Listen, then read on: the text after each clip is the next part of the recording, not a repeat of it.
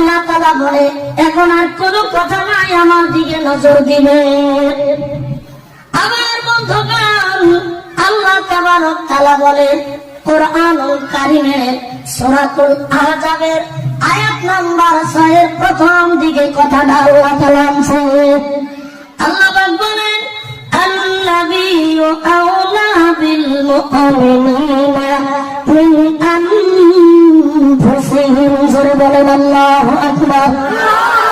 আমার বন্ধুগণ, আল্লাহ তাআলা বলে ও জগৎবাসীগণ, আল্লাহ তাআলা বলে ও আমার নবীজি, গোটা পৃথিবীর মানুষের কাছে জানিয়ে দাও, এই পৃথিবীতে যারা মুমিন মানুষ হবে গো, পৃথিবীতে যারা ঈমানদার মানুষ হবে গো, মুমিনেরা প্রয়োজনে নিজের জান দিয়া দিব।